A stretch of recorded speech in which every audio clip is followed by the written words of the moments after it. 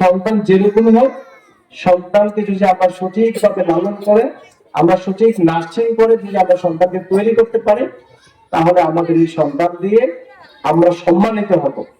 এই সন্তান দিয়ে আমরা সম্মানিত হব। এই সন্তান দিয়ে আমরা কখনোই অসম্মানিত হব না। এই সন্তান আমাদের জন্য সম্মান বয়ে আনবে। আল্লাহ আমাদের উপরে সন্তুষ্ট থাকলে আল্লাহ খুশি হয়ে যাবে। সুতরাং এই সন্তানদের জন্য আপনাদের এইভাবেই দায়িত্ব নিতে হবে। দোয়ার ক্ষেত্রে আপনি মানে সন্তানকে বকাঝকা করার ক্ষেত্রে একটু সতর্কতার সহিত বকাঝকা করতে হবে। আপনাদেরকে আমি আবার প্রায় বলেছিলাম এই কথাটা, যে এটা কাবা শরীফের যিনি ইমাম হয়েছিলেন আব্দুর রহমান সুদাইসি, উনি ওনার মায়ের দোয়ায় কাবা শরীফের ইমাম হয়েছেন। একদিন ওনার মা বলছে, তুই এত দুষ্টামি করিস, বাড়ি থেকে তুই বাড়িয়ে যা।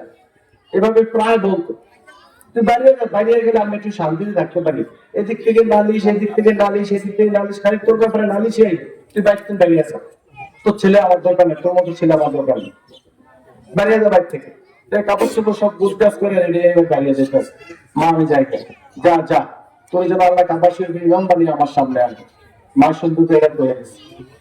এটা করার সাথে সাথে আল্লাহ কবুল পেলেছে। খেয়াল করেছেন, এই ছেলে গিয়ে কোন একটা মাদ্রাসায় ভর্তি হল, বড় হুজুরে পরিণত হয়ে গেল, কোরআনে হাফেজ হইল। হাফেজের যে প্রতিযোগিতা হয়, বিশ্ব হাফেজ প্রতিযোগিতা, সে ফার্স্ট হয়ে গেল। সৌদি সরকার খুশি হয়ে তাকে রেখে দিল এবং তাকে প্রস্তাব দিল, তুমি কাবা শরীফের ইমাম হও। সে প্রস্তাব গ্রহণ করে ইমাম হয়ে গেল। এবার তাকে সাংবাদিকরা জিজ্ঞাসা করে, তুমি সেটা আফ্রিকা মহাদেশের একজন মানুষ, তুমি কাবা শরীফের ইমাম হইলে কিভাবে, তোমার কোন কোয়ালিটিতে তুমি এই জায়গায় আসতে পেরেছো? তখন উনি বললেন যে আমার মায়ের দোয়া। সুবহানাল্লাহ, আমার মায়ের দোয়া। মায়ের দোয়া কেমনে? বলছে, একদিন আমি দুষ্টামি বাসায় বেশি দুষ্টামি করতাম। আমার মা, আমি বাড়িতে যখন রাগ করে বের হয়ে যাই, আমার মা বলছে, তোর জন্য আল্লাহ কাবা শরীফ ইমাম বানিয়ে আনে। সেই দোয়া আল্লাহ কবুল করে ফেলছে। হয়তো আল্লাহ তাআলা সেই দোয়া কবুল করে ফেলছে। আমি সেই মায়ের দোয়া আজকে কাবা শরীফ ইমাম হয়েছি। আজকে যারা মা রয়েছেন, সন্তানকে বকাঝকা করার ক্ষেত্রে আমরা অনেক সময় অনেক ভাষায় বলি, যেটা আমারও দোষ আছে, হয়তো বা আপনাদেরও দোষ আছে। আমরা আমাদের প্রত্যেকের দোষটাকে আমরা কন্ট্রোল করে, আমাদের মুখটাকে কন্ট্রোল করে আমরা আমাদের সন্তানদেরকে ভালো ভাষায়, আদরের ভাষায়, সুন্দর ভাষায় তাকে আমরা শাসন দেই। এই জায়গাটা আমাদেরকে স্থির থাকতে হবে, মাথা ঠিক রাখতে হবে। আমি আর বেশি কথা বলবো না। শেষে আমাদের প্রতিষ্ঠানের কথা একটু বলে আমি শেষ করছি। আমাদের প্রতিষ্ঠানে আমাদের 5 জন পুরুষ, 3 জন মহিলা আছেন। তাহলে আমাদের 150 জন স্টুডেন্ট। 8 দিয়ে ভাগ করলে একজনে 18.7 পায়, তার মানে প্রায় 19 জন করে পায়। একজন 19 জন করে পায়। আলামিন একাডেমির একটা সিস্টেম, একজন শিক্ষক সমান 20 জন স্টুডেন্ট। আলামিন একাডেমির স্টুডেন্ট একজন শিক্ষক। আলামিন একাডেমির একটা সিস্টেম, একজন টিচার 20 জন স্টুডেন্ট কন্ট্রোল করবেন এবং তার খোঁজখবর নেবেন, তার নৈতিক মানের প্রতি, তার লেখাপড়ার প্রতি, তার স্বাস্থ্যের প্রতি, সকলের প্রতি খেয়াল রাখবেন। তাহলে আমরা কিন্তু স্টুডেন্টের তুলনায় শিক্ষক বেশি নিচ্ছি এরকম না, আমাদের ঠিক মতে আছে, ঠিক মতে আছে।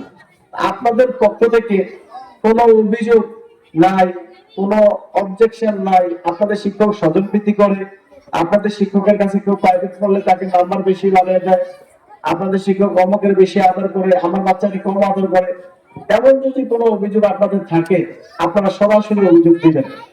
আমাদের এখানে আমাদের আলেম স্যার বাংলা বাজারে উনি একটা ল্যাবে আছে, ওখানে বসেন। আমাদের হালিম স্যার বাজারের সাথে বাড়ি, সবসময় ঢাকার স্কুলে আসা যাওয়া করেন।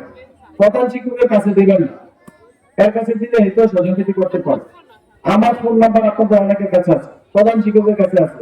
ফোন নাম্বার নিয়ে ফোন করে আপনি অভিযোগ দিবেন, ছাত্রের কাছে অভিযোগ দিবেন। কোন শিক্ষকের ব্যাপারে যদি এমন কোন অভিযোগ পাওয়া যায়, আমার শিক্ষকদের অসৎ আচরণের কারণে তার শিক্ষকতা থেকে তার ছুটি, সেইখানে শিক্ষকতার যোগ্যতা রাখবেন না।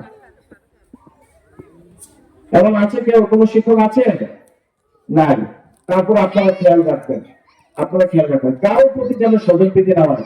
সবাই আপনার ছাত্র, সবাই আপনার ছাত্রী, ওই দৃষ্টিতে আপনারা সমান দৃষ্টিতে রাখবেন। এবং হ্যাঁ, পিছনে না বলে আপনারা সামনে বলবেন। আমাদের একজন ভাই বলছেন, যে পিছনে পিছনে না বলে সামনে বলবেন। পিছনে আসলে বলে আপনি সমালোচিত হবেন, আমরা প্রতিষ্ঠানটার বিরুদ্ধে গিয়ে বাইরে বলে কি লাভ হইবে? এই প্রতিষ্ঠানটা তো আপনাদেরই।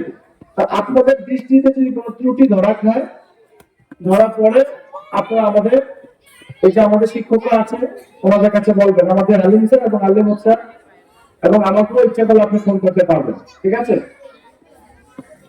আপনাদের বেতন ভাতা এটা আপনারা প্রতি মাসে পরিশোধ করে দিতে চেষ্টা করবেন। আমরা সামান্য আমাদের যে আমাদের শিক্ষকদেরকে এখানে আমরা মানে একটু সেবা নিচ্ছি, এই জায়গাগুলো আপনাদের যেন বাকি না থাকে।